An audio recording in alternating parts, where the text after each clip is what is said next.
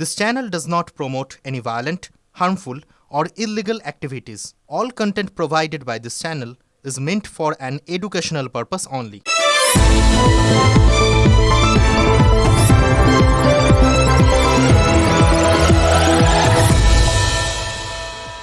আনন্দের কলকাতা, আবেগের কলকাতা, ফুটবলের কলকাতা। গোটা বিশ্বের কাছে ফুটবল সম্পর্কে বলতে গিয়ে এভাবেই নিজের পরিচয় দিত কলকাতা।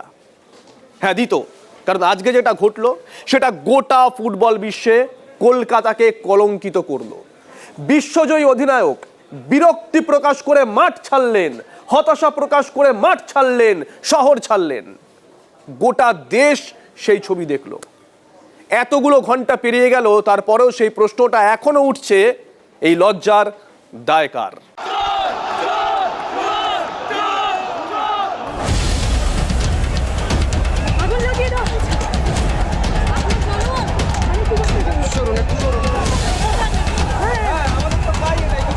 এই যুবভারতী কেউ দেখতে চাননি, কিন্তু দেখতে হলো। গোটা বিশ্ব দেখলো। মেসিকে দেখার জন্য হাজার হাজার টাকার টিকিট বাজারে ছাড়া হয়েছিল। বদলে কি পাওয়া গেল? 20 টাকার জলের বোতল 200 টাকায়। গ্যালারিতে জলের বোতল নিয়ে ঢোকা যায় না, তাহলে গ্যালারিতে জলের বোতল বিক্রি হলো কিভাবে? ফুটবল বিশ্বের যুবরাজ আর কয়েকদিন পরই বিশ্ব চ্যাম্পিয়ন অধিনায়ক হিসেবে মাঠে নামবেন বিশ্বকাপে। উদ্যোক্তারা কি ভেবেছিলেন মেসি পাশের পাড়ার এক ফুটবলার? মহাতারকাকে কেন্দ্র করে কি ধরনের নিরাপত্তা ব্যবস্থা করতে হয় সেটা জানতেন না উদ্যোক্তারা।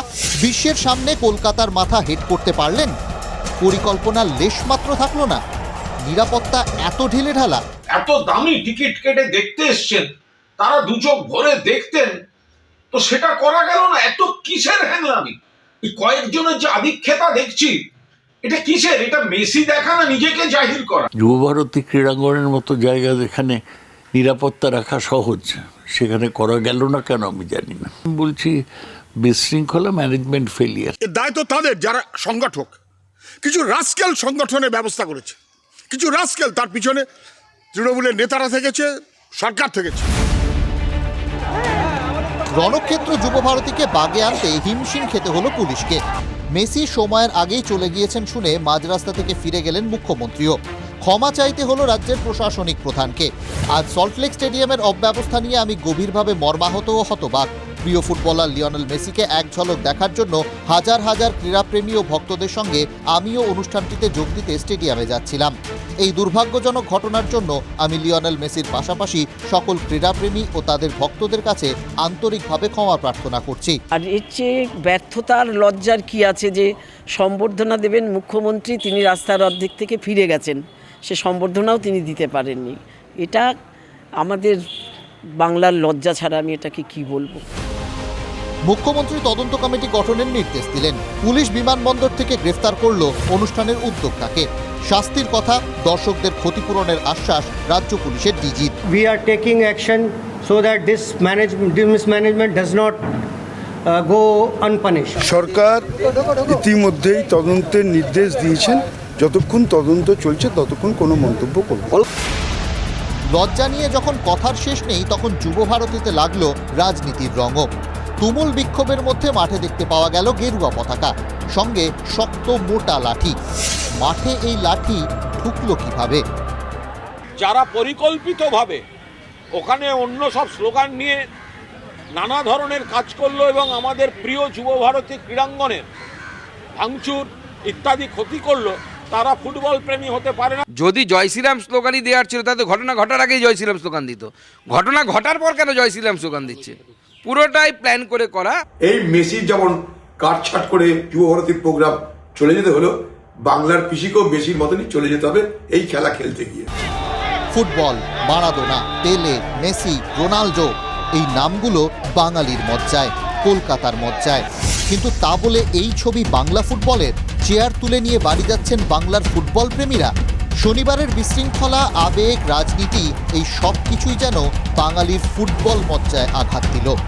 Bureau report, TV9 Bangla.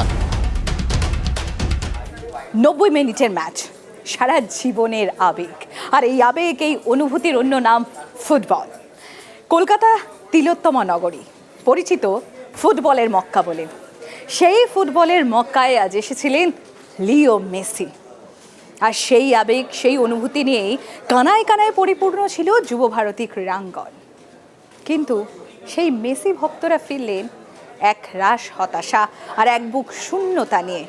রাজনীতির দড়ি টানাটানিতে তখন এক রাশ লজ্জা কলকাতাবাসী। রোদ ঝলমলে সকালে যুব ভারতীতে পা রেখে তার কি মনে পড়ে যাচ্ছিল 14 বছর আগের একটা রাতের কথা?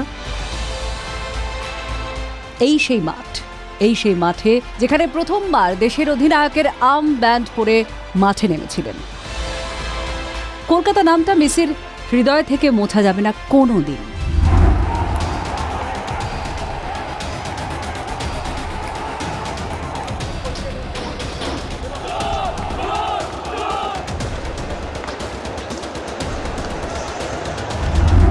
শনিবার যুব ভারতের হাজারো চোখ খুঁজছিল ফুটবলের যুবরাজকে। সামনেই মেসি, কিন্তু তাও মেসিকে এক ঝলক দেখা যাচ্ছে না। মাঠের মধ্যে আর্জেন্টিনার অধিনায়ককে ঘিরে কয়েকশো মানুষ। মেসি বারবার চাইছিলেন গ্যালারির কাছে যেতে, কিন্তু কে যেতে দেবে? কয়েকশো অবাঞ্ছিত মানুষের মাথায় গ্যালারি বঞ্চিত রইল। মেসির সঙ্গী সুয়ারেজ, ডিপলরাও বুঝতে পারছিলেন যা হচ্ছে সেটা ঠিক হচ্ছে না।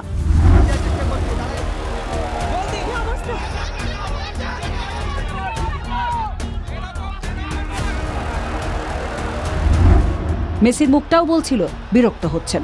মাঠের পাশে তাঁবুতে গেলেন। সেখান থেকে সোজা এবি কাট আউটে থাকা গাড়ি। সময়ের অনেক আগে মাঠ ছাড়লেন ফুটবল যুবরাজ। আবেগের গ্যালারির রং বদলে গেল। মেসি মাঠ ছাড়তেই ক্ষোভের আগুন।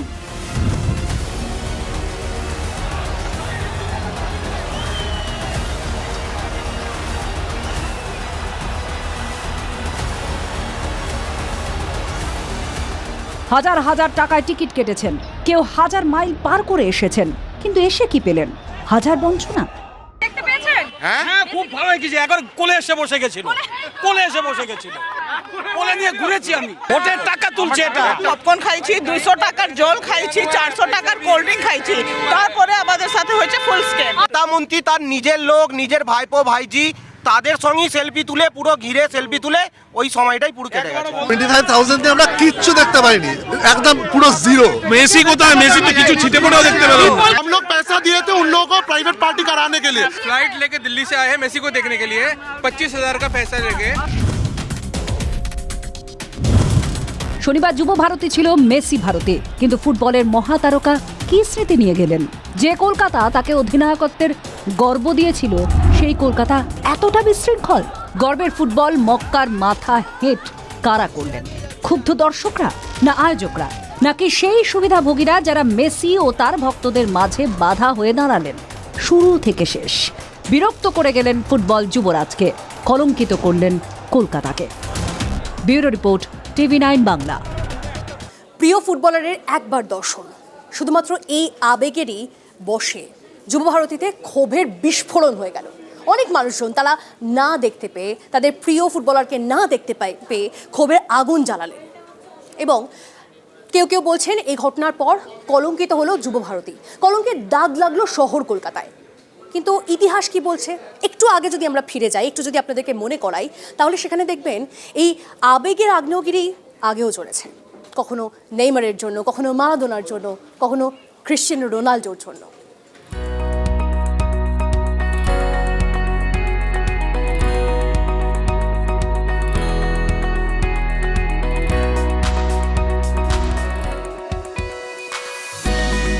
পেলে, Maradona, Zico, Ronaldinho, Oliver Kahn, Cafu, Pires থেকে লোথার ম্যাথিউজ। কলকাতায় পা পড়েছে বিশ্ব ফুটবলের। ভারত বিশ্ব ফুটবলে জায়গা করতে না পারলেও কলকাতা, বাঙালির ডার্বির কথা শুনেছে ফুটবল দুনিয়া। তারকারা এসেছেন, তারকাদের দেখতে ভিড়ও হয়েছে, বিশৃঙ্খলাও কম হয়নি। কিন্তু সেই বিশৃঙ্খলা এমন লাগাম ছাড়া হয়নি কখনো।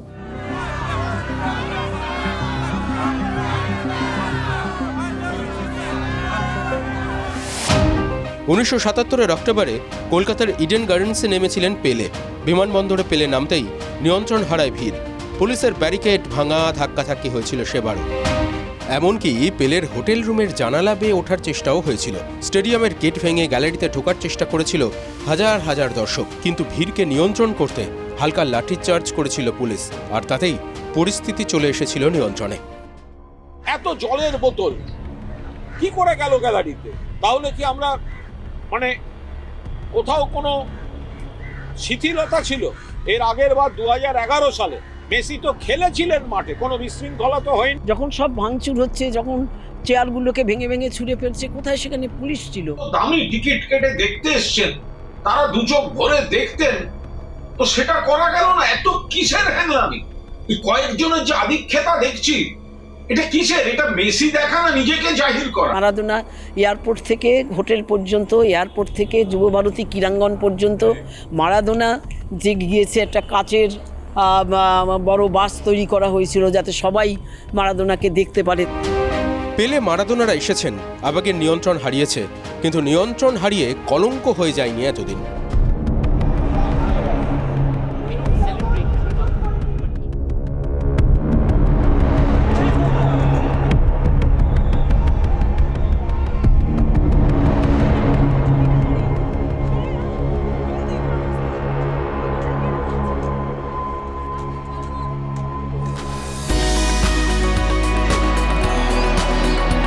মারাদোনা এসেছিলেন 2017-তে, তার আগে 2008 সালে। সেটাই ছিল ফুটবলের রাজপুত্রের প্রথম কলকাতা আসা। যুবভারতীতে সেদিন জনতার বিস্ফোরণ হয়েছিল। গিজগিজ করা গ্যালারির মতো মাঠের ভিআইপি করিডোরেও কিলবিল করেছিল মানুষ, কিন্তু মারাদোনার কলকাতা সফরে কোনো অপ্রীতিকর পরিস্থিতি তৈরি হয়নি সেদিন। বিশৃঙ্খলা দেখেছে বাংলা, কিন্তু বিশৃঙ্খলা নিয়ন্ত্রণ করতে না পারাটা হয়তো এবারই প্রথম। বিশ্ব ফুটবল অবশ্য বারবার দেখেছে নিয়ন্ত্রণহীনতা। মারাদোনার নাপোলি যোগদানে উত্তেজনা নিয়ন্ত্রণহীন হয়ে পড়ে। উন্মাদনায় হাজার হাজার ভক্ত রাস্তায় নেমে পড়েছিল। আইন শৃঙ্খলা নিয়ন্ত্রণে শেষ পর্যন্ত বাহিনী নামাতে হয়েছিল। 2018 জুভেন্টাসে যোগ দিলেন ক্রিশ্চিয়ানো রোনাল্ডো। রোনাল্ডোর মেডিকেল টেস্টের দিন ভক্তরা রাস্তায় নেমে পড়ে। পুলিশ বাধা দিতেই ভাঙচুর শুরু করে জনতা। শেষ পর্যন্ত বাহিনী নামিয়ে পরিস্থিতি আয়ত্তে আনা হয়। 2021 প্যারিস হাঁজা ক্লাবে যোগ দেন লিওনেল মেসি। লে বুর্গেট বিমানবন্দরে জনতার ভিড় নিয়ন্ত্রণহীন হয়ে পড়ে। টিয়ার গ্যাস ছুঁড়ে জনতাকে ছত্রভঙ্গ করে পুলিশ। 2013 নেইমারের সান্তোসে প্রত্যাবর্তন ঘিরে উন্মাদনা। প্রিয় ফুটবলারকে দেখতে স্টেডিয়ামের গেট ভাঙার চেষ্টা হয়। লাঠিচার্জ করে পরিস্থিতি নিয়ন্ত্রণে আনতে হয়। 2018 মোহাম্মদ সালার লিভারপুলে প্রত্যাবর্তনে বিশৃঙ্খলা তৈরি হয়। রাস্তায় নেমে পরিস্থিতি নিয়ন্ত্রণে বাধ্য হন সালাহ। কিন্তু কলকাতা নিয়ন্ত্রণটাই কি করা গেল না? ফুটবলের ঈশ্বর আসবেন, সামান্যতম প্রস্তুতি থাকলে এই কলঙ্ক কি তাঁর সামনে এড়ানো যেত না?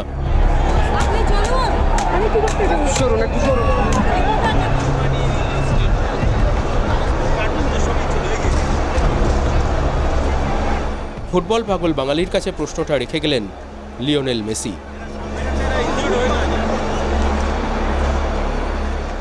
2026 কেরলে ভোট, বিধানসভা নির্বাচন, কিন্তু তার আগে তিরুবনন্তপুরম পুরসভায় বিজেপি জয় জয়কার। 101টি ওয়ার্ড আর সেখানে 50টি ওয়ার্ড দখলে রেখেছে, মানে জয় পেয়েছে বিজেপি, আর বাকি কংগ্রেসের ইউডিএফ এর নেতৃত্বে জয় জয়কার। বিধানসভা নির্বাচনের আগে বাম দুর্গে এই ফাটল, কি বলছেন বিশেষজ্ঞরা? একে দক্ষিণের দুর্গ, তার উপর আবার তা দীর্ঘদিন ধরে বামেদের দখলে থাকা। শনিবার সেই জোড়া সাফল্যেই গেরুয়া আবির উড়ল মালাবার উপকূলে।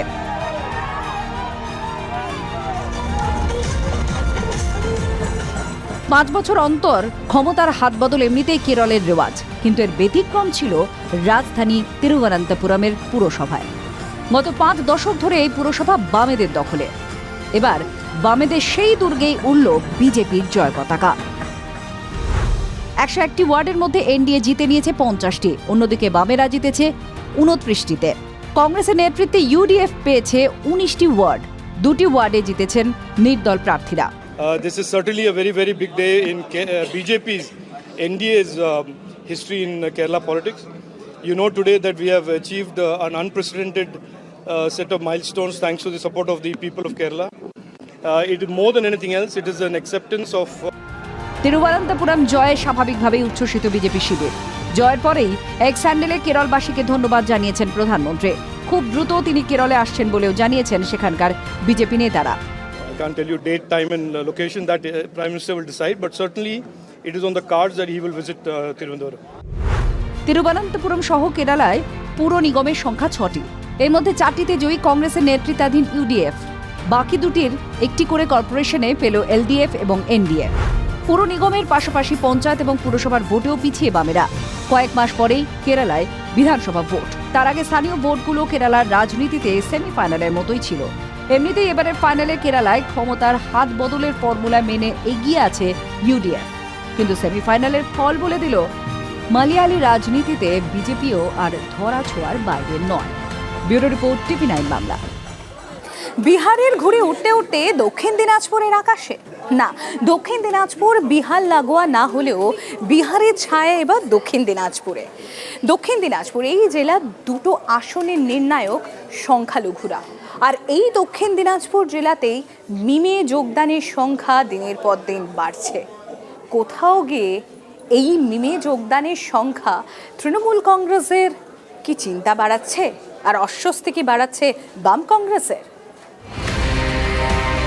সংখ্যালঘু প্রভাবিত মুর্শিদাবাদ মালদার পর এবার কি মিমের টার্গেট দক্ষিণ দিনাজপুর? বাংলা লাগোয়া বিহারের সীমাঞ্চলে ফের আসাদুদ্দিন ওয়াইসির দল চমকে দেওয়ার পর দক্ষিণ দিনাজপুরেও বাড়ছে মিম। ওয়াইসির দলের দাবি, দক্ষিণ দিনাজপুর জেলায় এখনো পর্যন্ত প্রায় 1000 জন তৃণমূল, সিপিএম ও কংগ্রেস ছেড়ে মিমে যোগদান করেছে। তাৎপর্যপূর্ণ বিষয় হলো দক্ষিণ দিনাজপুরের মিমে যোগদান যেখানে বেশি দেখা যাচ্ছে সেখানে মুসলিমদের সংখ্যা বেশি। কুমারগঞ্জে সংখ্যালঘু ভোট 48% আর হরিরামপুরে 41%। এই দুটি আসন তৃণমূলের দখলে। সেখানেই ঘটা করে হচ্ছে দলবদল। আইএসএফ পার্টির কনভেনার হয়েছিলাম। আমার বেশিরভাগ কর্মীবৃন্দকে নিয়ে আমি মিম পার্টিতে জয়েন করলাম। বিভিন্ন দল ভাঙিয়ে মিম থামছে না। ওয়েসির দল বলছে দক্ষিণ দিনাজপুরের 6টি আসনেই তারা প্রার্থী দেবে। হরিরামপুর বিধানসভার অন্তর্গত সৈয়দপুর অঞ্চলে আমাদের তৃণমূল এবং সিপিএম ছেড়ে প্রায় 30 জনের মতো মিম পার্টিতে যোগদান করলেন। খোদ ক্রেতা সুরক্ষা দফতরের মন্ত্রী বিপ্লব মিত্রের গড়ে তৃণমূলে ভাঙন। কুমারগঞ্জেও বড় হচ্ছে মিম, যদিও দল ভাঙার দাবি মানছে না তৃণমূল। কি কারণে তারা দল পরিবর্তন করলো, যদি করে থাকে তারা কারা, কি কারণে করলো সেগুলো অবশ্যই খতিয়ে দেখতে হবে। মুসলিম ভোট যেখানে নির্ণায়ক, সেই দুটি আসনে মিমের উত্থান কি তৃণমূলের মাথা ব্যথা? ভোটের নানা অঙ্ক কষা হচ্ছে সীমান্তবর্তী জেলায়। দক্ষিণ দিনাজপুর থেকে রূপক সরকারের রিপোর্ট, TV9 বাংলা। বাবরির ধাঁচে মসজিদের ভিত্তিপ্রস্তর স্থাপন, সংখ্যালঘু ভোট নিয়ে হুমায়ুন কবিরের বিস্তর তৎপরতা। কোথাও গিয়ে কি তাহলে শাসক দল তাদের যে মুসলিম ভোট ব্যাংক ছিল সেখানে মেঘ জমছে ভাবছে? তা না হলে হঠাৎ করে কেন সংখ্যালঘু উন্নয়ন নিয়ে এতটা তৎপর হবে মুর্শিদাবাদ জেলা প্রশাসন? ইমামদেরকে ডেকে ওয়াকফ সম্পত্তি নিয়ে ব্যাখ্যা দেওয়া হলো। সব থেকে বড় কথা, হুমায়ুন কবিরের খাস তালুক রেজিনগর, সেখানে বহুদিন ধরে পড়ে থাকা শিল্প তালুকে এখন এতদিন পরে ঝাড়পোছ চলছে। ঘটা করে হুমায়ুন কবিরের মসজিদের ভিত্তিপ্রস্তর স্থাপন, মুর্শিদাবাদে গুরুত্ব দিয়ে বামেদের বাংলা বাঁচাও যাত্রা। লোকসভা ভোটের সংখ্যালঘু প্রভাবিত শামশেরগঞ্জ, ফারাক্কায় কংগ্রেসের ভালো ফল। বিহার ভোটের ফল বেরোনোর পর এবেলা ওবেলা তৃণমূল থেকে মিমে যোগদান। বহরমপুরের রাম মন্দিরের ধাঁচে মন্দিরের শিলান্যাস। সংখ্যালঘু প্রভাবিত জেলায় নানাবিধ কারণে সময়টা ভালো যাচ্ছে না শাসক দলের। 26-এর কুরুক্ষেত্রের আগে নবাবের জেলায় ঝড়ঝাপটা সামলাতে তৃণমূলকে উন্নয়নের পথ ধরছে এবং সেটা নানাবিধ প্যাঁচে পড়ে। বাবরি মসজিদের আবহে জেলা প্রশাসনের ব্যস্ততা তো সেদিকে ইঙ্গিত দিচ্ছে। জেলা প্রশাসন সূত্রে জানা গেছে, মুর্শিদাবাদের সংখ্যালঘু উন্নয়নে 700 কোটি টাকা বরাদ্দ হয়েছে, যে অর্থে মাদ্রাসা শিক্ষা, স্কলারশিপ, হস্টেল ও ঋণের ব্যবস্থা হবে। এমনকি নতুন 1050 কিলোমিটার রাস্তার জন্য 554 কোটি টাকা বরাদ্দ হয়েছে। সংখ্যালঘু উন্নয়নে গুরুত্বের সঙ্গে চোখে পড়ছে শিল্প উদ্যোগ নিয়ে নড়াচড়া। কয়েক বছর আগে রেজিনগরে ঘটা করে তৈরি হয় শিল্প তালুক, আর রেজিনগর হুমায়ুন কবিরের গড় হিসেবে পরিচিত। যে দুটি কেন্দ্রে হুমায়ুন ভোটে দাঁড়াতে চাইছেন তার একটি রেজিনগর। সেখানেই শিল্প সম্ভাবনা নিয়ে প্রশাসন ছুটছে। আমরা আশা রাখছি আরও বেশি ইন্ডাস্ট্রিজ মুর্শিদাবাদ জেলায় আসবে এবং মুর্শিদাবাদ জেলার যে আর্থিক ইকোনমিক এম্পাওয়ারমেন্ট সেটা আরও বেশি করে হবে। একদিকে পথে নামা, অন্যদিকে সংখ্যালঘুদের উন্নয়ন বোঝানো। এর জন্য সরকারি বৈঠকে ডাকা হয় ইমামদের। সেখানে ছিলেন সংখ্যালঘু মাদ্রাসা শিক্ষা দপ্তরের সচিব পিবি সেলিমও। নিশ্চিতভাবে আমরা মুর্শিদাবাদের মানুষ, আমরা বেশি চাই মুখ্যমন্ত্রীর কাছে, আমরা পাইও তা, যেহেতু এটা একটা পিছিয়ে পড়া জেলা ছিল। মুর্শিদাবাদ জেলায় মুসলিম ভোট প্রায় 65%। সেখানে 22টি আসনের মধ্যে 17টিতেই মুসলিমরা সংখ্যাগুরু। মুর্শিদাবাদের প্রশাসন হঠাৎ সক্রিয় হতে হুমায়ুনের বিদ্রূপ। দেখ কেমন লাগে। বামেদের আবার দাবি এসব বাংলা বাঁচাও যাত্রার ফল। বন্দ্যোপাধ্যায় জেগে ঘুমাচ্ছিলেন এতদিন, শুধু লোকের সাথে মিথ্যাচার করছিলেন। ওই হুকের নাম বাবাজি, হুমায়ুন কবিরের হুকে এখন সব সোজা হচ্ছে। বাংলা বাঁচাও যাত্রায় যখন সাড়া মিলছে গোটা রাজ্য জুড়ে, তখন বামাতঙ্ক হয়েছে। সেই জন্য এইসব নিয়ে মানুষের মনটাকে একটু ঘুরিয়ে দেওয়া, ডাইভার্ট করা। কোন গুতোয় প্রশাসন সংখ্যালঘু ভোট ব্যাংকে সিঁড়ি খুঁজছে তা নিয়ে তর্ক থাকবে, কিন্তু মেরুকরণের চেষ্টা যেখানে পুরোদমে, সেই মুর্শিদাবাদে প্রশাসনের উদ্দেশ্যে কারো কারো প্রশ্ন, এতদিন কোথায় ছিলে?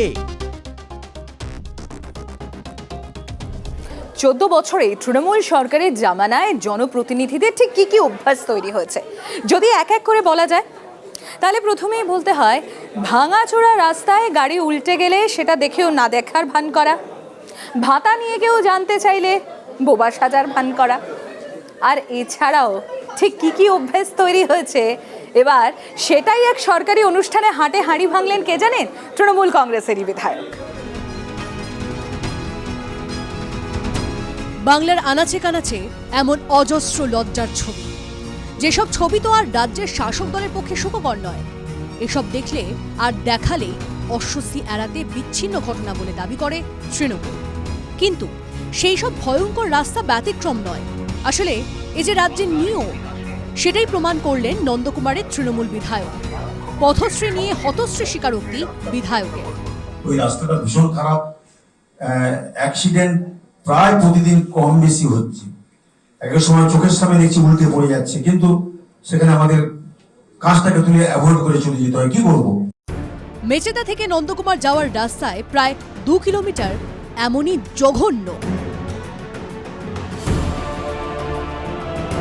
তৃণমূল বিধায়ক এবেলা ওবেলা এই রাস্তা দিয়েই যাতায়াত করেন। গাড়ি উল্টাতে দেখলে কি আর করবেন, কাঁচ তুলে দেন। ওই রাস্তাটা ভীষণ খারাপ, অ্যাক্সিডেন্ট প্রায় প্রতিদিন কম বেশি হচ্ছে। একটা সময় চোখের সামনে দেখছি উল্টে পড়ে যাচ্ছে, কিন্তু সেখানে আমাদের কাজটাকে তুলে অ্যাভয়েড করে চলে যেতে হয়। কি করবো? বিধায়ক কাঁচ তুলে দিয়েই খালাস। যাদের ধুলো ঝড়ে পড়তে হয়, হাত পা ভাঙে, তাদের তো প্রাণ ওষ্ঠাগত অবস্থা।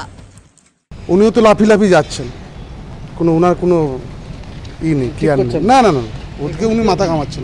আশ্বাস হচ্ছে আর দিল্লি টোটো উল্টাচ্ছে আর লোকের হাত পা ভাঙতেছে। শুধু রাস্তা নয়, 3বারের তৃণমূল বিধায়ককে মুখ লুকোতে হয় ভাতার কথা শুনলেও। আমাদের বার্ধক্যভাতাটা যদি একটু দেখেন, আমরা খুব একদম ফাটিয়ে বলি যে আমরা উন্নয়ন করছি, করব, তো ওইখানে যে যেন মনে হয় যে কোথাও যেন আমরা একটু আমাদের অ্যাভয়েড করতে হয়, আমরা যেন একটু লুকোতে হয়। সরকারি মঞ্চে এক আমলার কাছে বিধায়কের জোড়া আবেদন ঘিরে বিতর্কের ঝড়। আত্মঘাতী গোল বুঝতে পেরে নতুন যুক্তি সাজিয়েছেন তৃণমূল বিধায়ক। বড় টাকা, ওরা 7 কোটি প্লাস আলটিমেটলি তার প্রসেস হচ্ছে, এবং আমরা ইতিমধ্যে খুবই তাড়াতাড়ি আমরা প্রথম একটা ছোট্টভাবে রিপেয়ারিং করে দেবো এবং পরবর্তী পর্যায়ে বড় আকারে হবে। উনি তো গাড়ি কাঁচ তুলে দিয়ে যাবেন বলেছেন, এরপরে কয়েকদিন পরে উনিই বলবেন যে বাড়ি থেকে আর বেরোতে পারছি না, যা হতস্থির অবস্থা। লুকিয়ে নয়, মাথা উঁচু করে রাস্তা দিয়ে যেতে 10 দিন সময় চেয়েছেন বিধায়ক। পৌষ আষাঢ় মুখে এসব যেন আষাঢ়ে গল্পই মনে হচ্ছে ভুক্তভোগীদের। কত ধানে কত চাল হয় 14 বছরে, তারা তো অনেক দেখলেন। পূর্ব মেদিনীপুর থেকে কনিষ্ক মাইতির রিপোর্ট, TV9 বাংলা। পুরো ভোট বাদ দিলে গত 3 বছরে বনগাঁ শহর কেন পিছিয়ে পড়া? এতদিনে নন্দ ঘোষ খুঁজে পেয়েছে তৃণমূল। গোপাল শেঠের ওপরই যাবতীয় এই ব্যর্থতার দায় চাপিয়ে আগামী ভোটের প্রচারে যেতে চলেছে তৃণমূল। হ্যাঁ, বাড়ি থেকে ওই পুরসভা পরিচালনা করা, দলের দায়িত্ব পুরকর্মীরা যারা রয়েছেন তাদেরকে দেওয়া, এই ধরনের নানাবিধ অভিযোগ, আর এই গোল্লা দিচ্ছে তৃণমূলই। 10-এ 0 তো ছবি তুলে ছেড়ে দিলাম, হয়ে গেল নাকি? মানুষের সাথে মানুষের পাশে থাকতে হবে। বনগাঁ শহরে তিনি 3 বছর ছিলেন কার্যত তৃণমূলের হর্তাকর্তা। সেই গোপাল শেঠ পুরপ্রধানের পদ থেকে প্রাক্তন হতেই দাঁত নখ বেরিয়ে পড়ছে তৃণমূলের। একদা বনগাঁর পুরপ্রধানকে 10-এ 0 দিচ্ছেন তাঁরই সহযোদ্ধারা। তৃণমূলের বনগাঁ সাংগঠনিক জেলার সভাপতি 10-এ 0 না দিলেও 2-3-এর বেশি উঠতে পারছেন না, যার সঙ্গে কিছুদিন আগেও মিটিং মিছিল করেছেন। এখন সেই গোপালের অজস্র খামতি খুঁজে পেয়েছেন বিশ্বজিৎ দাস। দলই টিকিট দেয়, দল জিতায়, কাউন্সিলর হয়, দল চেয়ারম্যান করে। অতএব কেউ যদি দলের থেকে নিজেকে বড় মনে করে, অতএব তাদের করুণ পরিণতি হয়। পদত্যাগ করবার পর গোপাল শেঠের একাধিক ত্রুটি বার হতে শুরু করেছে। গোপাল শেঠ নাগরিক পুরসেবা দিতে ব্যর্থ ছিলেন, যানজট থেকে নিকাশি সমস্যা সব ক্ষেত্রেই ব্যর্থ। 2020 শেষে বনগাঁ পুরসভার প্রশাসক হন গোপাল, 2022-এ পুরপ্রধান, তারপর বনগাঁ সাংগঠনিক জেলার সভাপতিও থেকেছেন। দলের থেকে বেশ কিছু দায়িত্ব পেলেও উল্টো দিকে পারফরমেন্সের গ্রাফ নামতে থাকে গোপালের। 2022-এর পুরো ভোটে বনগাঁ পুরসভায় 22টি ওয়ার্ডের মধ্যে 20টিতে জেতে তৃণমূল কংগ্রেস, একটি করে কংগ্রেস ও বিজেপি। গত লোকসভা ভোটে নিরিখে বনগাঁ শহরের 22টি ওয়ার্ডেই পিছিয়ে তৃণমূল। 22টি ওয়ার্ড থেকে বিজেপি লিড পায় 20,000 ভোট। তারপরই গোপালকে পুরপ্রধান পদ থেকে সরানোর সিদ্ধান্ত নেওয়া হয়, কিন্তু সেই গোপাল সরতে চাইছিলেন না। সহযোদ্ধার বিস্তর অভিযোগ নিয়ে তৃণমূল নেতাকে একাধিকবার ফোন করলেও তিনি রিসিভ করেননি। অন্যদিকে বিজেপির দাবি শুধু গোপাল নন, তৃণমূলের যারাই দায়িত্বে রয়েছেন প্রত্যেকেই গোল্লা পাবেন।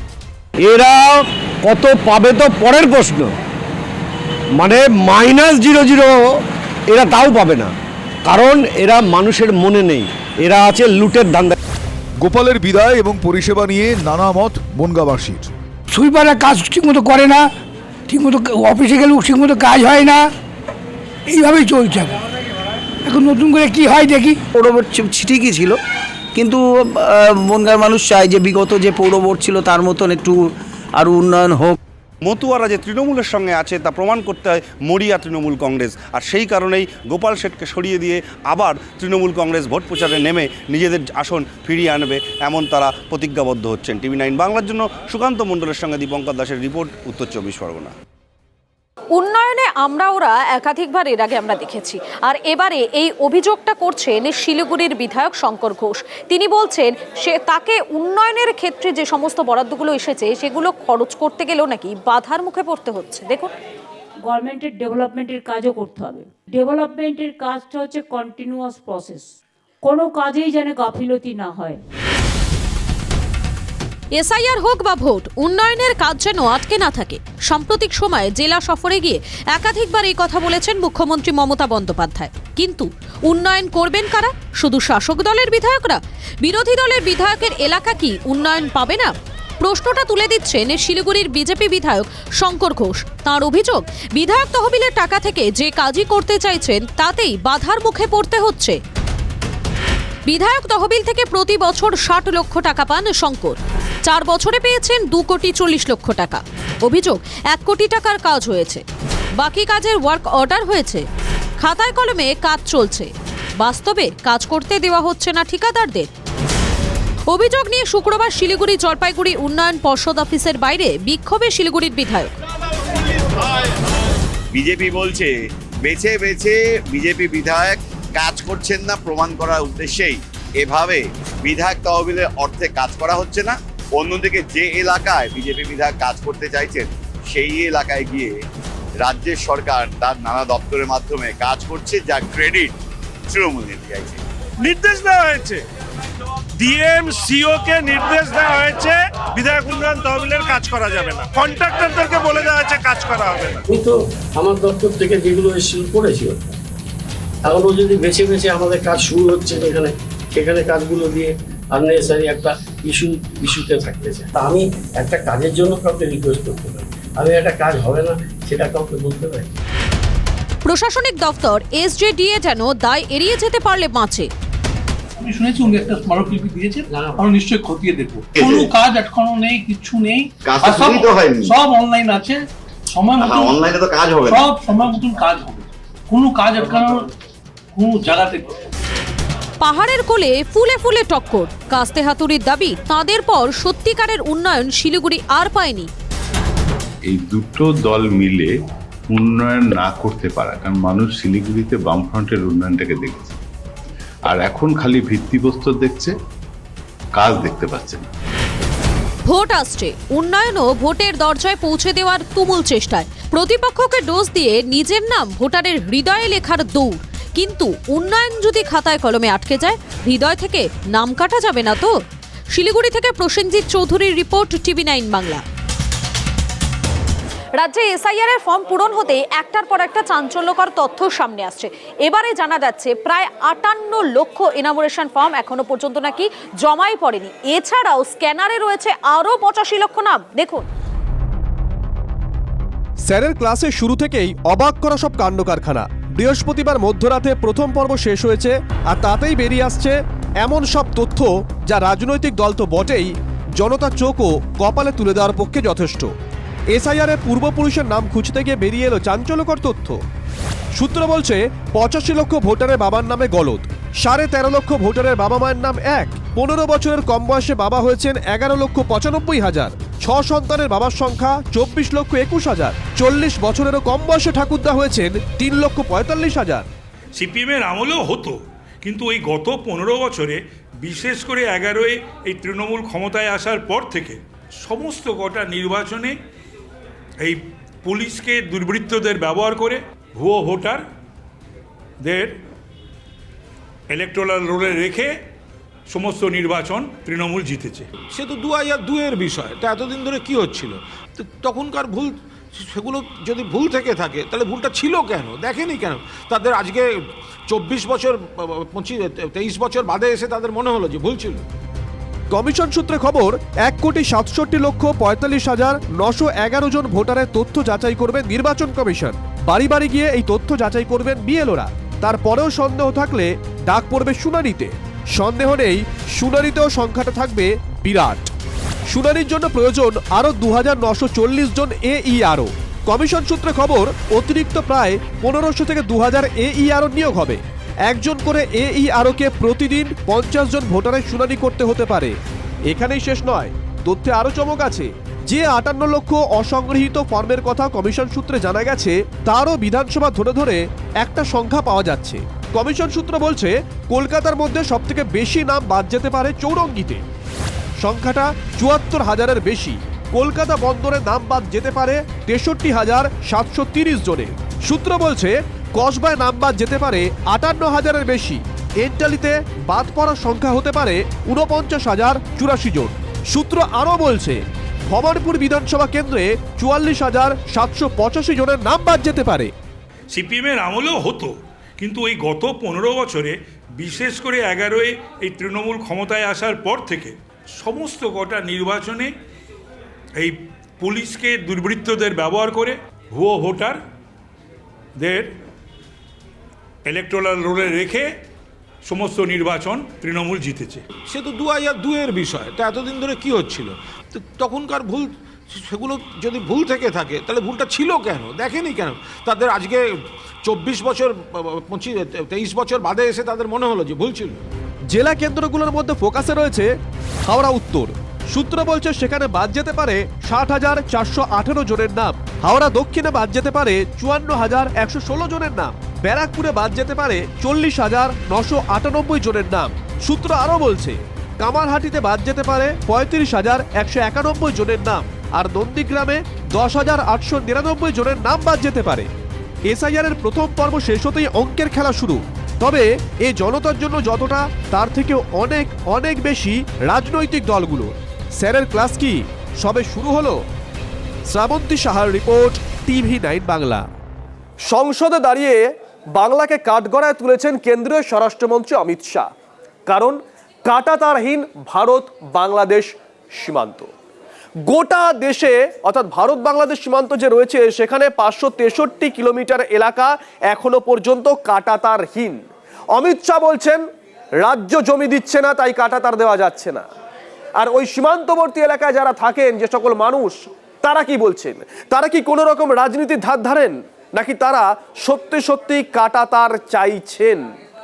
রাজ্যের দুটো জেলায় দুটো আলাদা আলাদা সীমান্তবর্তী এলাকায় পৌঁছে গেছিলাম আমরা টিভি 9 বাংলা। সেখানকার রিয়েলিটি চেক করেছি।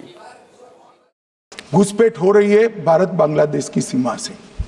वहां पर कुल 2216 किलोमीटर बॉर्डर है। इसमें से 1653 किलोमीटर बॉर्डर बन चुकी है। अब 563 कहां बाकी रही है मान्यवर मालूम है? केवल और केवल एक राज्य बंगाल। ভারত বাংলাদেশ সীমান্তের একটা বড় অংশে কাঁটাতারের বেড়া দিতে না পারার কারণ হিসেবে জমি জটের কথা সংসদে দাঁড়িয়ে উল্লেখ করেছেন স্বরাষ্ট্রমন্ত্রী অমিত শাহ। কাঠগড়ায় তুলেছেন রাজ্য সরকারকে, শাসক দলকে। পাল্টা দিয়েছেন রাজ্যের মুখ্যমন্ত্রী। এখানে একজন স্বরাষ্ট্রমন্ত্রী আছেন, তিনি করতে পারেন না এমন কোনো কাজ নেই। তার দু চোখ দেখলেই মনে হয় ভয়ঙ্কর দুর্যোগের বার্তা, দুরভিসন্ধি। বাস্তব অবস্থা খতিয়ে দেখতে আমরা পৌঁছে যাই রাজ্যের দুই সীমান্তবর্তী এলাকায়, জলপাইগুড়ি ও নদিয়া। তথ্য বলছে জলপাইগুড়িতে সীমান্ত এলাকা 120 কিলোমিটার, কাঁটাতারহীন সীমান্ত 18 কিলোমিটার। নদিয়ায় সীমান্ত এলাকা 89 কিলোমিটার, কাঁটাতারহীন সীমান্ত 27 কিলোমিটার। জলপাইগুড়ির দক্ষিণ বেরুবাড়ি গ্রাম পঞ্চায়েত এলাকা। গ্রামের মধ্যে দিয়ে যাতায়াত করতে করতে আপনি বুঝতেও পারবেন না কোনটা ভারত আর কোনটা বাংলাদেশ। আমি এখন দাঁড়িয়ে আছি কিন্তু ভারতে, আর এই যে আমি যখন এখান থেকে ঠিক 2 পা পিছাচ্ছি, অর্থাৎ এই যে এলাকা দেখছে এইটা কিন্তু বাংলাদেশ। এটা বাংলাদেশ, আমার ডান দিক বাঁ দিক যা আছে বাংলাদেশ। আবার যেই আমি এই 2 পা আসছি আমি কিন্তু ভারতে এসে গেলাম। এই যে জমি, এই জমি কিন্তু ভারতের। কিছু জায়গায় ঢালাই পিলার আছে, বাকি অংশে বোঝার কোনো উপায় নেই। গ্রামবাসীরা ভীষণভাবে চাইছেন কাঁটাতার বসুক। এইটুকু কাজ গভর্নমেন্ট করছে না কেন, আমরা এটা তো সেইভাবে বলতে পারবো না। মাপ নিয়ে গেল, তখনও আমরা সবাই বলছি যে আমরা সই চাইছিল, আমরা তাও সই দিয়েছি। যদি আজকে তারকাটা বেড়া বর্ডারটা করা যায়, তাহলে আমরা যেমন সীমান্তের মানুষ সুরক্ষিত থাকবো, তেমনি আমার দেশ সুরক্ষিত থাকবে। জলপাইগুড়ির মতো একই পরিস্থিতি নদিয়ার কৃষ্ণগঞ্জ, মাঝদিয়া, গেঁদে সীমান্তবর্তী এলাকায়। কিছু অংশে কাঁটাতারের বেড়া আছে, কিছু অংশে নেই। অভিযোগ, এই সুযোগে বাংলাদেশি দুষ্কৃতীরা ভারতে এসে লুটপাট চালাচ্ছে। চলছে চোরাচালান, অনুপ্রবেশ। স্থানীয়রা জমি দিতে রাজি, জমি নেওয়া হচ্ছে না কেন সে প্রশ্ন তারা তুলেছেন। এটা রাষ্ট্রীয় বিষয় না রাজ্যের বিষয়, সেটা কিন্তু আমাদের কাছে খুব একটা ইম্পর্টেন্ট নয়। সমস্যার সমাধান করতে পারে, তাহলে আমরা সুরক্ষিত থাকবো, আমাদের রাজ্য সুরক্ষিত থাকবে, আমাদের দেশ সুরক্ষিত থাকবে। এখনো তার কাটাবিহীন এলাকাতে আমরা নিরাপত্তাবিহীন অবস্থায় আছি। কেন্দ্রীয় সরকার চাইছে, সীমান্তবর্তী এলাকার মানুষজন চাইছেন, তাহলে হচ্ছে না কেন? অনুপ্রবেশ আর তার রাজনৈতিক দায় নিয়ে বিতর্ক বাঁচিয়ে রাখার জন্য? নীলেশ্বর সান্যাল ও মহাদেব কুণ্ডুর রিপোর্ট, টিভি 9 বাংলা। 2026-এর 31শে মার্চ ডেডলাইন। আমাদের দেশ মাওবাদী মুক্ত হবে, কথা বলেছেন স্বরাষ্ট্রমন্ত্রী অমিত শাহ। তারপরেই একাধিক অভিযান, প্রথম সারির নেতৃত্ব তারা খতম হয়েছেন, ঝাঁকে ঝাঁকে আত্মসমর্পণ করেছেন। আর সেই তালিকায় নেই পুরুলিয়ার 2 মাওবাদী। তাদের পরিবার এখন অপেক্ষা করছেন, আর তারা আক্ষেপ করছেন এই কানাগুলিতে না ঢুকলেই ভালো হতো। যে পথে গেছিল সেটা ঠিক ছিল না? ঠিক নাই, আমি সব দিন মানা করেছি। দিন বদলে স্বপ্ন দেখে ঘর ছেড়েছিলেন এই গ্রামের কয়েকজন তরুণ তুর্কি। তারপর গণতান্ত্রিক নয়, সন্ত্রাসের পথ ধরা। রক্ত নদী বয়ে গিয়েছিল পাহাড়ি পথে।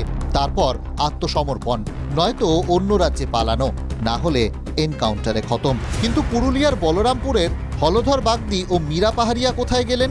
এক সময়কার কিশোরী মীরা পাহাড়িয়া এই গ্রাম থেকে মাওবাদীদের দলে যোগ দেন। হলধর গড়াই তিনিও একইভাবে মাওবাদীদের দলে যোগ দেন। 2 পরিবার এখনো অপেক্ষায়, যদি সুমতি ফেরে। মানুষ মারার রাজনীতির পথটাই ভুল ছিল। অকপট মায়েরা। হওয়াটা ঠিক ছিল না ভুল ছিল? ভুল ছিল, যাওয়াটা ভুল ছিল। ঘরে থাকলে মানে খাটিয়ে খুঁটে সব মাকে আর কে সবাইকে দিত। ওই ফসলা ফসল করে নিয়ে গেলাম, ঠিক নাই কি? ওটাকে ঠিক করতো? ঠিক নাই। হলধরের বন্ধুদের মুখেও একই কথা। উশৃঙ্খল জীবনের জন্যই নাকি তার বন্ধু একসময় মাওবাদীদের দলে ভিড়েছিল। 12টায় আসতো, 1টায় আসতো, কিছু বলতো নাই। তারপরে মানুষটা যোগ করল। 2011 ডিসেম্বরে মাওবাদী নেতা অর্ণব দাম ওরফে বিক্রম পুলিশের হাতে ধরা পড়ার পর অযোধ্যা স্কোয়াড ভেঙে যায়। অনেকেই ধরা দেন, বেশ কয়েকজন মাওবাদী যারা অন্য রাজ্যে পালিয়ে যান। কিন্তু হলধররা কোথায় গেলেন? হলধররা ফেরেননি। উন্নয়নও ফেরেনি বলরামপুরের আমকোঁচায়। এ গ্রামে লক্ষ্মীর ভাণ্ডার, স্বাস্থ্যসাথীর কথা কার্যত কেউ শোনেননি। বলে ইন্দিরা আবাসটা দিয়েছে আর দেয় না, কোনো ভাতাই পান না? না। মানে সরকার থেকে কিছুই পাননি? না। কেন্দ্রীয় স্বরাষ্ট্রমন্ত্রী অমিত শাহ আগামী বছর 31শে মার্চের মধ্যে মাওবাদীদের নির্মূল করার প্রতিশ্রুতি দিয়েছেন। কেন্দ্রীয় স্বরাষ্ট্র মন্ত্রক জানিয়েছে, গত 6 বছরে যৌথ বাহিনীর অভিযানে 29 জন শীর্ষস্তরের মাওবাদী নেতা নিহত হয়েছেন, যার মধ্যে এবছরই 14 জন। সেই তালিকায় খোঁজ মেলেনি পুরুলিয়ার 2 মাওবাদীর। হলধরদের নামে এসআইআর ফর্ম ফেরত পাঠায় পরিবার। ফর্ম ফিরে গেলেও তারা ফিরবেন কি? পুরুলিয়া থেকে তপন হালদারের রিপোর্ট, TV9 বাংলা।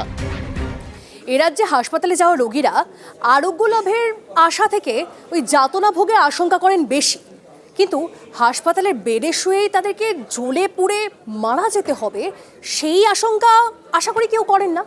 কিন্তু এবার আপনাদেরকে যে ছবি দেখাবো, এই ছবি দেখার পর হতে পারে সেই রোগীদেরকে সেই আতঙ্ক গ্রাস করবে। 7 মাস ধরে স্রেফ চোখে ধুলো দিতে দেওয়ালে ঝোলানো রয়েছে অগ্নি নির্বাপন যন্ত্র। সত্যি সত্যি আগুন লাগলে যা কোনো কাজে আসবে না। হাসপাতালে রোজ চিকিৎসা করাতে আসা রোগী ও পরিজনদের কার্যত যৌতুগৃহে ভরে পরীক্ষা নিরীক্ষা করাচ্ছে মালদা মেডিকেল কলেজ কর্তৃপক্ষ। কখন ঘটে যাবে মানুষ তো সবসময় মানে আতঙ্কেই থাকে। এখানে তো কোনো মানুষ ভালো আছে না, সবটাই রোগী মানুষ আছে, ডেলিভারি পেশেন্ট আছে, অনেক পেশেন্টই আছে। যদি এরকম কোনো দুর্ঘটনা হয়ে গেলে একটা ভয়ানক ব্যাপার হয়ে যেতে পারে। ভাগা পালানো তো সবাই দ্বারা সম্ভব নয়, কিছু লোক ভাগতে পারবে, কিন্তু বাকিদের জন্য এক বিশাল দুর্ঘটনার ব্যাপার হয়ে যাবে। অগ্নি নির্বাপন ব্যবস্থার এই হাল তা নাকি জানেই না হাসপাতাল কর্তৃপক্ষ। TV9 বাংলার মুখে পড়তেই কেমন না জানা শিশু হয়ে গেলেন মালদা মেডিকেলের MSVP। ডেট পেরিয়ে যাওয়াটা ঠিক না, বা কোনো যদি গ্যাসের লেভেল যদি প্রেশার যদি রেড জোনে চলে আসে সেটা ইমিডিয়েট চেঞ্জ করা দরকার। আমরা এটা তদন্ত করে দেখছি, যদি কারোর গাফিলতি থাকে সেটা ব্যবস্থা নেওয়া। আর হাসপাতালের দায়িত্বে থাকা ইঞ্জিনিয়ার আবার এখনো হাসপাতালটা পুরো বুঝেই উঠতে পারেননি। আমি পুরো জায়গাটা এবার ইন্সপেকশন করছি, করে আমি যথারীতি সেভাবে অ্যাকশন নিচ্ছি, দিয়ে যা যা রিফিলিং করানো আমি দেখে নিচ্ছি সমস্ত কিছুই। 2011 সালের 9 ডিসেম্বর এই রাজ্যের মানুষ চোখের সামনে বিভীষিকা দেখেছিল। হাসপাতালে আগুনে ঝলসে পুড়ে মারা গিয়েছিলেন 93 জন। আমরি হাসপাতালের সেই অগ্নিকাণ্ড থেকে আসলে কোনো শিক্ষাই নেয়নি এ রাজ্যের স্বাস্থ্য দপ্তর, তার জ্বলন্ত প্রমাণ মালদা মেডিকেল কলেজ। মালদা থেকে সুব্রতোষ ভট্টাচার্যের রিপোর্ট, TV9 বাংলা। যে গ্রামে খাবার জলটুকুও মেলে না, সেখানে জল পেরোতে মানে নদী পেরোতে হবে ব্রিজ। সত্যিই তো তথই বচ। আর সেই কারণে বাঁকুড়ার ইন্দাসের বাসিন্দারা তারা নিজেরাই চাঁদা তুলে তার উপর বানিয়েছিল বাঁশের সেতু। সেই বাঁশের সেতু দিয়ে ছেলে অসুস্থ, তাই বাচ্চার জন্য ওষুধ আনতে গিয়ে বাইক নিয়ে উঠেছিলেন এক বাসিন্দা, পড়ে গেলেন, তার মৃত্যুও হলো। আর গ্রামবাসীরা একরাশ হতাশা নিয়ে বললেন, আগামীকাল তো ভোট নেই, তাই খোঁজ নেয়ারও কেউ নেই। কাকে বলবো, কাকে জানাবো? কেউ আসে না তো, ভোটের সময় আসে, বাকি টাইমে ব্যাস উড়িয়ে চলে যায় সব। আমরা মল্লু মাইলু কে দেখছে, তো চাই তো ভোট। ভোট এলে এদের দিকে তাকানোর সময় হয়, বাকি সময় যেন ফালতু। তাই দুর্বল সাঁকো থেকে মোটর বাইক নিয়ে পড়ে মারা গেলেও প্রশাসন থেকে জনপ্রতিনিধিদের খোঁজ নিতে বেলা গড়িয়ে যায়। শালী নদী লাগোয়া বাঁকুড়ার ইন্দাসের ভগবতীপুর যেন বিচ্ছিন্ন দ্বীপ। বর্ষা এলেই নদী ভাসিয়ে দেয় দুকুল, তখন নৌকা চলে, আর জল নামলে জীবনের ঝুঁকি নিয়ে এভাবেই পারাপার করতে হয়। শুক্রবার রাতে অসুস্থ ছেলের জন্য ওষুধ নিয়ে বাড়ি ফিরছিলেন এক গ্রামবাসী। বাঁশের সাঁকো থেকে শটান পড়ে যান নদী গর্ভে। যারা মাসের পর মাস এভাবেই ঝুঁকি নিয়ে পারাপার করেন, তারা বলছেন পাকা সেতু হলে এই দিনটা দেখতে হতো না। পা ভেঙেছে, হাত ভেঙেছে, নৌকো ডুবি হয়েছে, অনেক কাণ্ড হয়েছে। ও জানাইছি, প্রচুর জানিয়েছি, কোনো পার্টি থেকে ইয়ে পায় নাই। ব্রিজ চাই, এই যে মারা গেছে যেন আর কেউ না মারে।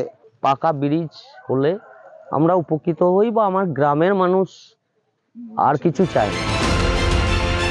এলাকাবাসীর দাবি, সেতুর জন্য অনেক তদিরের পর শুধু মাটিটুকু পরীক্ষা হয়েছে। সে মাটিতে রড, বালি, সিমেন্ট কবে পড়বে কে জানে। দড়ি নিয়ে মাপ নিলে পুর আর হচ্ছে না, আমাদের ব্রিজ করে দিতেই হবে, নাহলে আমাদের কোনো উপায় নাই। যাদের ব্রিজ বানানোর কথা তারা তো একে অপরকে দোষেই খালাস। বিষ্ণুপুর লোকসভা কেন্দ্র, এই লোকসভা কেন্দ্রের সাংসদ হচ্ছে বিজেপির। ওনার কি ঘুমাচ্ছিলেন? দুজন বিধায়ক এলাকা উন্নয়ন খাতের টাকা ওখানে বরাদ্দ করার জন্য ভাবনা চিন্তা কখনো করেছেন? উন্নয়ন হয়নি, বিধায়কের কোনো কথা এখানকার প্রশাসন বা আমাদের মুখ্যমন্ত্রী কান দেন না, তার জন্য বিধায়ক করতে পারেনি। বছর বছর ব্রিজ ভাঙবে, বছর বছর টেন্ডার হবে, বছর বছর কাটমানি আসবে, এটাই তো আসল উন্নয়ন। ইন্দাসের ভগবতীপুরে পাকা ব্রিজের জন্য পাকা কথা দেওয়ার কি কেউ আছে? নাকি বিজেপি বিধায়কের এলাকা, তৃণমূলের পঞ্চায়েত, এই তরজায় মানুষ রোজই তলিয়ে যাবে? বাঁকুড়া থেকে হীরক মুখোপাধ্যায়ের রিপোর্ট, TV9 বাংলা। বরু চণ্ডীদাস, রামকিঙ্কর বেজ, শক্তিপদ রাজগুরু, তাদের বাঁকুড়ায় এবার কি মনীষী কম পড়িয়াছে? তার কারণ হচ্ছে এবারে যে বইমেলা হচ্ছে বাঁকুড়ায়, সেখানে মঞ্চ তৈরি হচ্ছে প্রয়াত তৃণমূল বিধায়কের নামে। যার নামে মঞ্চ তৈরি হচ্ছে তাকে নিয়ে নানান যুক্তি খাড়া করছে এই মুহূর্তে রাজ্যের শাসক দল, কিন্তু বিরোধীরা তো বিদ্রুপ করতে ছাড়ছে না। তাদের বক্তব্য যে এবার না মনীষীদের তালিকাটাই বদলে যায় এই বাংলায়। অন্য আপনারা কোথাও কিছু নাম একটা ভালো রাখতেই পারতেন, কিন্তু বইমেলা সব বিষয়ের উপরে। বাঁকুড়া শহরে বইমেলা শুরু হতে না হতেই মেলা বিতর্ক। মেলার মূল মঞ্চ এবার যার নামে হচ্ছে তিনি বাঁকুড়াবাসীর কাছে পরিচিত মুখ, প্রয়াত বিধায়ক কাশীনাথ মিশ্র। কোনো বছর শিল্পী যামিনী রায়, কখনো প্রখ্যাত সাংবাদিক সাহিত্যিক রমানন্দ চট্টোপাধ্যায়, আবার কখনো স্বনামধন্য সাহিত্যিক শক্তিপদ রাজগুরুর নামে উৎসর্গ করা হয়েছে বইমেলার মূল মঞ্চ। আর যার সঙ্গে শিল্প সংস্কৃতির সঙ্গে সে অর্থে কোনো যোগ নেই, সেই প্রয়াত কাশীনাথের নামে মঞ্চ নিয়ে বেঁধেছে গোল। কাশীনাথ মিশ্র একজন বিশিষ্ট ব্যক্তিত্বের মধ্যে পড়েন, দলমত নির্বিশেষের তিনি একজন শ্রদ্ধেয় ব্যক্তি ছিলেন। তার নামে এই মঞ্চ করা মানে একজন বিশিষ্ট ব্যক্তিত্বকে শ্রদ্ধা জানাবার জন্য এই মঞ্চ করা হয়েছে। বাঁকুড়া বিধানসভা থেকে কংগ্রেস ও তৃণমূল মিলিয়ে 5 বার জয়ী হন কাশীনাথ মিশ্র। 2012 সালে প্রয়াত হন প্রবীণ রাজনীতিবিদ। অনেকেরই প্রশ্ন, পুরোদস্তুর যিনি রাজনীতি করলেন তার নামে বইমেলার মূল মঞ্চ কতটা যুক্তিযুক্ত? কোনো জননেতা বা কোনো বিধায়ক, প্রাক্তন বিধায়কের নামে আপনি যে করছেন, এটাকে রাজনীতিকরণ করবেন না। কারণ বই প্রেমী যারা মানুষ আছে তারাও যতটা তাদের বিক্ষুব্ধ হবে, আমাদেরও কোথাও না কোথাও খারাপ লাগছে। রাজনীতি করা মানে এই না যে তাদের নামাঙ্কিত মঞ্চ থাকবে না। কাশীনাথ মিশ্র শুধু রাজনীতির লোক ছিলেন না, তিনি বিশিষ্ট সমাজসেবী ছিলেন, জনদরদী ছিলেন। স্কুল কলেজ পরিচালন সমিতির মাথায় তৃণমূল নেতাদের বসিয়ে রাজনীতিকরণের অভিযোগ তো নতুন নয়, তা বলে বইমেলাতেও রাজনীতিকরণ। এসব দেখে রসিকরা বলছেন বইয়ের পাতা উল্টাতে গিয়ে নতুন বিদ্যজনের হয়তো খোঁজ মিলতে পারে। বাঁকুড়া থেকে হীরক মুখোপাধ্যায়ের রিপোর্ট, TV9 বাংলা।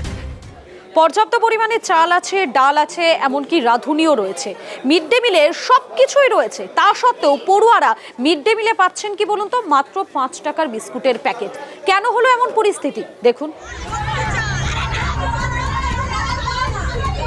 স্কুলের স্টোররুমে বোঝাই চাল ডালের বস্তা, আর পড়ুয়াদের মিড ডে মিলে বিস্কুটের প্যাকেট। স্কুল চত্বরে তুমুল বিক্ষোভ অভিভাবকদের। হাওড়ার বাল্টিকুড়ি প্রাথমিক বিদ্যালয়ে পড়ুয়াদের পুষ্টিতে দুর্নীতির অভিযোগ। স্কুলে প্রায় 400 ছাত্র রয়েছে, তাদের মিড ডে মিলের রান্নার জন্য রাঁধুনিও রয়েছে। স্টোর রুমে মজুত রয়েছে বস্তা বস্তা চাল ডাল, কিন্তু অভিভাবকদের অভিযোগ 4 দিন ধরে পড়ুয়াদের কপালে জুটছে 5 টাকার বিস্কুটের প্যাকেট, কারণ প্রায় দিনই নাকি রান্না হয় না। রোজের বাচ্চাকে বিস্কিট দেওয়া হয়, আর সপ্তাহে 7 দিন 6 দিন স্কুল, 6 দিনের একদিন খিচুড়ি, আর রোজের 6 দিন ভাত ডাল। চাল স্টকে ভর্তি, সব আছে, চাল রান্না করে। আর আমরা রাত্রিতে বলতে গেলে বলবে গ্যাস নেই, জল নেই। প্রতিবাদে প্রধান শিক্ষিকাকে ঘিরে বিক্ষোভ দেখাতে শুরু করেন অভিভাবকরা। ওই বিস্কুটের নিচে পেট ভরে না, 5 টাকার বিস্কুট আমরাও দিতে পারি, স্কুলে এসে যে মিড ডে মিল দিচ্ছে মানে বাচ্চারা পেট ভরে খাবে, কিন্তু সেটা পায় না। ঝোলনার তলায় খিচুড়ি পড়ে আছে এক হাতা, বললে বলবে ওটা নিয়ম দিদিমণিদের, ওটা নিয়ম। ঠিক আছে, তাই নিয়ম, আমরা কি করব? নিয়মের বাইরে যেতে পারবে, তাই বাচ্চাকে খাবার নেওয়া বন্ধ করে দিলাম। শিক্ষকদের একাংশ প্রধান শিক্ষিকার দিকে আঙুল তুলেছেন। তাদের দাবি মজুদ চাল ডাল পড়ুয়াদের মধ্যে বিলি করে দেওয়া হোক। যে চালটা বাঁচছে সেই চালটা উনি তাহলে রান্না করে খাইয়ে দিন, তো পোকা ধরে যাবে। সেটাই দিয়ে দিতে হবে। বস্তা বস্তা চাল আছে, এটা খুব স্বাভাবিক ব্যাপার। পোকা ধরে যাবে তো বেশি। পিএম পোষণের টাকা যখন খেজুর দেওয়া হয়েছে তখনও সমস্যা হয়েছে। প্রধান শিক্ষিকা অবশ্য বলছেন অন্যান্য শিক্ষকরা চাল বিলির জন্য অনুমতি নিয়ে আসুন। চাল আছে কিন্তু কাঁচা চাল দেওয়ার নিয়ম নেই। কাঁচা চাল দিতে গেলে আমার অ্যাসিস্ট্যান্ট টিচাররাকেও ডিআই অফিস থেকে পারমিশন করে আনলে আমি দেখাবো। স্কুল কর্তৃপক্ষের কাছ থেকে জবাব তলব করেছে জেলা প্রাথমিক শিক্ষা সংসদ। আমি স্কুলের সঙ্গে কথা বলেছি, যে বলেছে যে এক্সাম চলছে বলে আমরা কুকড ফুড না দিয়ে এরকম বিস্কিটের প্যাকেট দিয়েছি, কিন্তু এটা কোনো অবস্থায় দেওয়া যায় না। যথাযথ ব্যবস্থা নেব এবং স্কুলকে শোকজ করবো আমরা। অনেক স্কুলে রসদ থাকে না, রাঁধুনিও থাকে না, কিন্তু এই প্রাথমিক স্কুলে সব আছে, তবে পড়ুয়াদের পাতে খাবার নেই। প্রাথমিক স্কুলের ছোট্ট বাচ্চাগুলো, তাদের বাবা কেউ হয়তো সামান্য ভাগ চাষি বা দিনমজুর বা শ্রমিক, তাদের অনেকেরই তো ভরসা স্কুলের মিড ডে মিল, আর তাদেরই খাবারে থাবা। TV9 বাংলা। জেলা পরিষদের উদ্যোগে মেদিনীপুর শহরে তৈরি হয় মার্কেট কমপ্লেক্স, কিন্তু দীর্ঘদিন ধরে সেই মার্কেট কমপ্লেক্স বন্ধ অবস্থায় পড়ে আছে। একটা সময় উদ্যোগ নেওয়া হয়েছিল লটারির মাধ্যমে দোকান বিলি করা হবে, এমনকি অভিযোগ উঠছে এটাও যে কুপন কেটে টাকাও নাকি তোলা হয়, কিন্তু না, দোকান আর মেলেনি। ব্যবসায়ীরা তারা হতাশ, আর বিরোধীরা বলছে এখানেও শাসকের দুর্নীতি রয়েছে। পশ্চিম মেদিনীপুর শহরে হকারদের কথা ভেবে তৈরি হয়েছিল মার্কেট কমপ্লেক্স, কিন্তু বছরের পর বছর তালাবন্ধ অবস্থায় পড়ে রয়েছে জেলা পরিষদের উদ্যোগে তৈরি হওয়া এই বাজার। 2011 সালে রাজ্যে পালা বদলের পর তৈরি হয় দোতলা এই মার্কেট কমপ্লেক্স, কিন্তু তারপর কিছু দোকান খোলা হলেও আজও বন্ধ বহু দোকান। 2011 মেদিনীপুর শহরে তৈরি হয় দোতলা মার্কেট। 2015 একতলায় বিলি করা হয় 40টি দোকান, আজও বন্ধ দোতলার 23টি দোকান। মাঝে দোকান বিলির জন্য ব্যবস্থা করা হয় লটারির, কুপনের মাধ্যমে 500 টাকা করে তোলা হয় ব্যবসায় আগ্রহীদের কাছ থেকে, কিন্তু তারপর আর বিলি বন্টন হয়নি দোকানঘর। আজ পর্যন্ত কেন হলো না লটারি, উত্তর অজানা স্থানীয়দের। দোকানগুলো এখন এমতো অবস্থায় বন্ধ হয়ে পড়ে আছে, যেই হোক, কোনো গরিব বাড়ির ছেলে হোক, কাকে হোক, অনেকে বেকার ছেলে আছে, দিয়ে দিক দোকানগুলো। দ্রুত দোকান ঘরের চাবি ব্যবসায়ীদের হাতে তুলে দেওয়ার আশ্বাস জেলা পরিষদের সভাধিপতি। টেকনিক্যালও প্রবলেম রয়েছে, সেগুলো আস্তে আস্তে আমরা কাটিয়ে উঠেছি। তবে আমরা দেখছি এই 5-6 মাসের মধ্যে আমরা ওটা তাড়াতাড়ি আমরা লটারি করে দেবো। সাধারণ মানুষের করের টাকায় তৈরি মার্কেট কমপ্লেক্স বছরের পর বছর বন্ধ থাকায় তুঙ্গে রাজনৈতিক চর্চা। দোকান বিলি বন্টন না হওয়ার পিছনে দুর্নীতির গন্ধ পাচ্ছে বিরোধী শিবির। তারা টাকাও জমা দিয়েছে, কিন্তু কি অলিক কারণে এখনো পর্যন্ত লটারি হয়নি, ব্যাকডোর দিয়ে ওই রুমগুলোকে অন্য কাউকে বিক্রি করে দেওয়া হয়েছে কিনা তৃণমূল পরিচালিত জেলা পরিষদের পক্ষ থেকে, এটা নিয়েও কিন্তু একটা বিশাল জিজ্ঞাসা চিহ্ন থাকছে। মানুষের উপকার করা, মানুষকে দোকানটা পাইয়ে দেওয়া ওদের ব্যাপার নয়। কন্ট্রাক্টরকে দিয়ে কোনোভাবে বানিয়ে সেখান থেকে কাটমানি খাওয়াটাই ওদের ব্যাপার ছিল, সেটা ওদের হয়ে গেছে। ঝুল সরিয়ে কবে খুলবে মার্কেট কমপ্লেক্সের বন্ধ দোকানগুলো, উত্তরের অপেক্ষায় জেলা পরিষদ সংলগ্ন এলাকার ব্যবসায়ী থেকে এলাকাবাসী। মেদিনীপুর থেকে দেবব্রত সরকারের রিপোর্ট, TV9 বাংলা।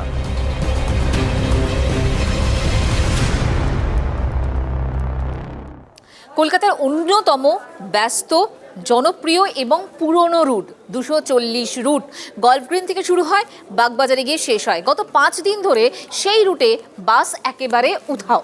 কিন্তু কেন? জানা যাচ্ছে সেটা হচ্ছে শ্রমিক আর মালিকের মধ্যে দ্বন্দ্ব, আর তার ফলেই সাধারণ মানুষের ভোগান্তি চরমে। মালিক শ্রমিক দ্বন্দ্বে মঙ্গলবার থেকে বন্ধ 240 রুটের 46টি বাস।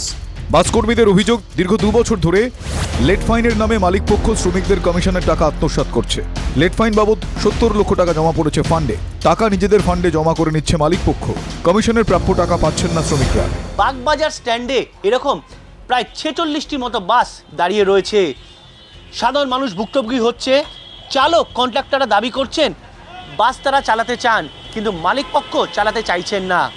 স্বাভাবিকভাবেই উত্তর এবং দক্ষিণ কলকাতাকে জুড়ে দেওয়ার জন্য যে বাসটি অত্যন্ত গুরুত্বপূর্ণ ভূমিকা পালন করে, সেই 240 নম্বর রুটের বাসটি আপাতত বন্ধ। মিডিল পয়েন্টে আগে গাড়ি চললে লেট ফাইন লেনদেন হতো, আগে পিছনের গাড়ির লেট ফাইন লেনদেন হতো। এখন সেই লেনদেনটা বন্ধ হয়ে গিয়ে সেই লেনদেনের টাকাটা মালিক সংগঠনের ফান্ডে চলে যাচ্ছে। মালিক সংগঠন সেই টাকাটা নিয়ে জমা করে নিচ্ছে তাদের ফান্ডে। আমাদের স্টাফ যে রিটার্ন মানি বয়স হয়ে গেছে, কাজ করতে পারছে না, তাদেরকে দেওয়ার জন্যে পাবলিকের সঙ্গে সংগঠন মিটিংয়ে মালিকদের সঙ্গে থেকে বললো 25,000 টাকা বলেছি। আমি সঙ্গে সঙ্গেই সেই সভাপতিকে ধরেছি যে আপনি বলছেন 25,000, উনি দিচ্ছেন 15,000, 18,000, কেন হচ্ছে এটা?